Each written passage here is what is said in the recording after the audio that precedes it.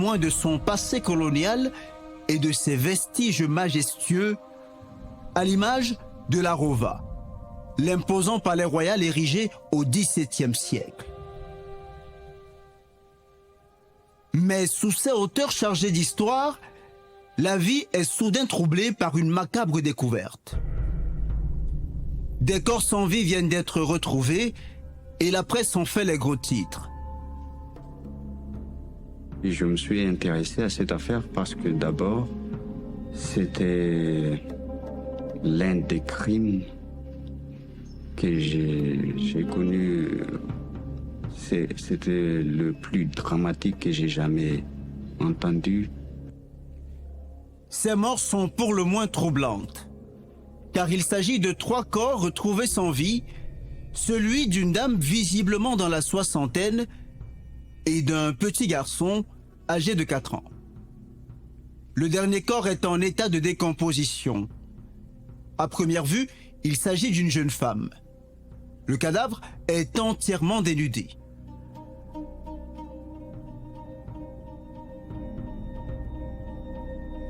La nouvelle se diffuse rapidement et retient désormais l'attention de ceux et celles qui découvrent l'horreur. La toile aussi s'embrase et certains auraient souhaité ne jamais apprendre une telle nouvelle. Ces personnes tuées sont l'une ma belle-sœur, l'autre sa fille et son petit garçon. Donc, ils étaient tous de ma famille. L'identité des victimes est connue. Il s'agit de Berthe, la soixantaine, de sa fille Rina, une jeune femme de 35 ans, celle dont le corps commençait son processus de décomposition, et du fils de cette dernière, prénommé Ruud, seulement âgé de 4 ans. Un triple meurtre survenu au sein d'une même famille. Intriguant et bouleversant. Comment est-ce possible ? Et surtout, que s'est-il passé pour que ces personnes trouvent ensemble la mort? Il n'en fallait pas plus pour fendre en interrogation le pays tout entier, à commencer par la famille et les proches qui reçoivent un électrochoc. La famille est sous le choc. Avant, lorsqu'on entendait ce type de nouvelles à la radio, ce n'était que des tristes histoires. Mais maintenant que ce drame nous a touchés, c'est insupportable. Les images que découvre Domoina, une tante de la famille, sont d'autant plus insoutenables qu'elle ne peut, face à l'horreur, s'empêcher de s'imaginer le supplice qu'ont vécu ses proches. L'état de leur corps en dit long. Il ne fait aucun doute que certains défunts ont subi un martyre, une mort atroce dans la souffrance. Que les corps ont été trouvés, celui de la grand-mère, elle gigeait sur le dos, près du rail, et elle avait des blessures, surtout dans sa partie supérieure, son visage. Elle était méconnaissable. Selon les gendarmeries, les lieux de crime s'est passé à Mafin, dans un petit village à 1 kilomètre d'Ambatlanque. C'est une commune rurale qui est sur la route nationale 7.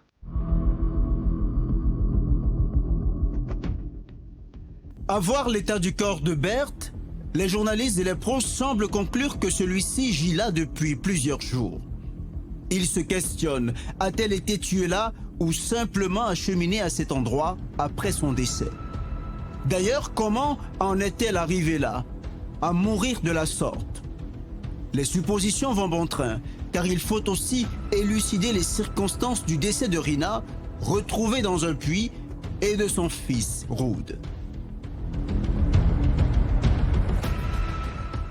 La dépouille de Rina, elle était encore dans le puits. Rina était tout nue. Elle n'avait aucun vêtement, vraiment entièrement nue. Et elle était déjà en état de décomposition. Et le garçon, il commençait également à dégager une odeur nauséabonde. Mais la gendarmerie et le médecin n'ont relevé aucune trace, aucun signe de violence sur le corps. La dépouille du petit garçon est retrouvée dans la broussaille par des passants. Un corps perdu au milieu de nulle part, non loin d'Antananarivo. Un innocent visiblement lâchement arraché à la vie. Qu'aurait-il pu commettre pour mériter pareil sort? L'incompréhension ne tarit pas, au contraire, elle enfle. Tuer un enfant de 4 ans, c'est pas...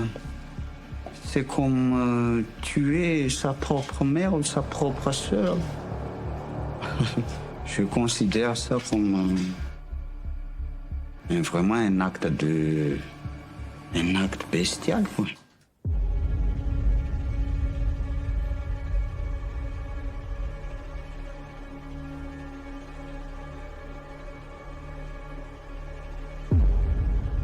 Nantenai est l'une des premières journalistes à s'intéresser à cette macabre affaire dès la publication des premières nouvelles par des confrères. Elle souhaite à son tour y faire la lumière et la relayer dans le journal pour lequel elle travaille. Je suis tombée sur la publication un après-midi. Et après, j'ai contacté la famille pour vérifier si cette histoire a vraiment eu lieu. Et après avoir parlé à la famille, j'ai contacté la gendarmerie d'Anka d'Ivorib pour recouper également l'information. Et tous ces éléments m'ont permis de faire un article et le lendemain, je me suis rendue sur place. La famille des défunts vit à Ankadvuribe, une commune rurale à 1 heure d'Antananarivo, la capitale. Leur petit village, Anjanamadio, est niché au milieu de cette vallée verdoyante.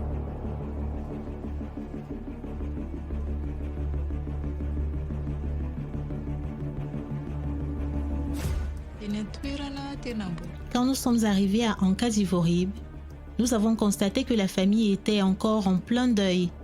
Mais le père de Rina et son frère ont accepté de nous parler, même s'ils pleuraient, et moi aussi j'étais choquée par toute cette tristesse.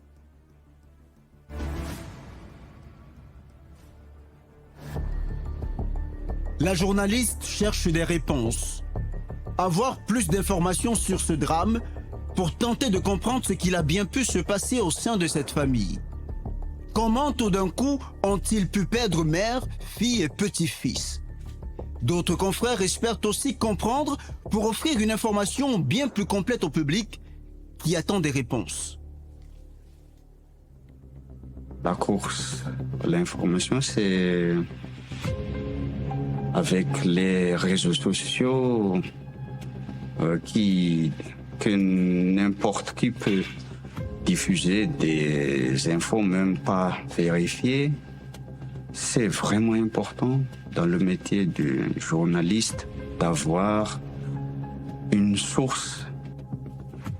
Mais dans cette course à l'information, les journalistes se butent à un obstacle, celui de la distance qui les sépare des lieux de la découverte des corps. Car les faits n'ont pas eu lieu à Antananarivo, plutôt à Ambatonampi, une autre ville pas très loin, à 2 heures de route.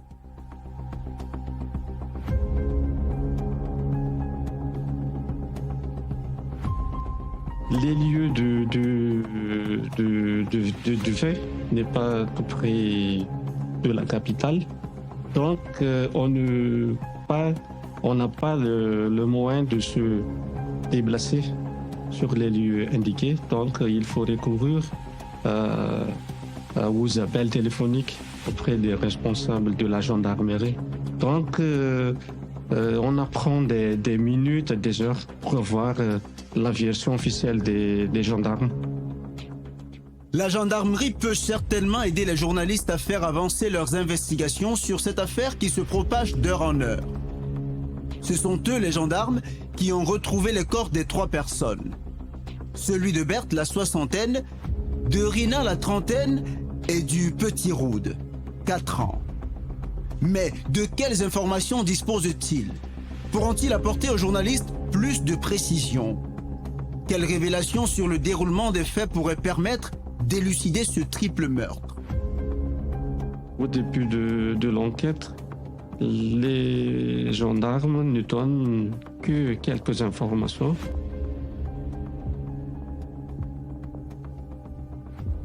En attendant la version des gendarmes, c'est auprès des proches des victimes que les journalistes faits diversiers se tournent pour recouper les informations dont ils disposent et partant en obtenir de nouvelles.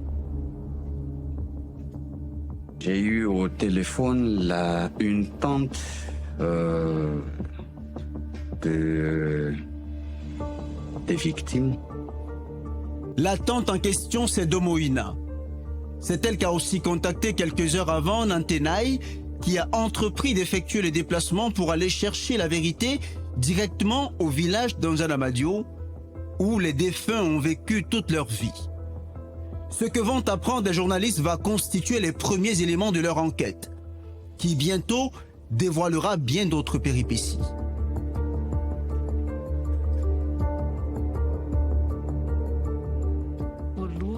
J'ai demandé à la famille le début de cette histoire et ils m'ont raconté que les 3 personnes avaient disparu. Rina en premier, puis sa mère et son fils.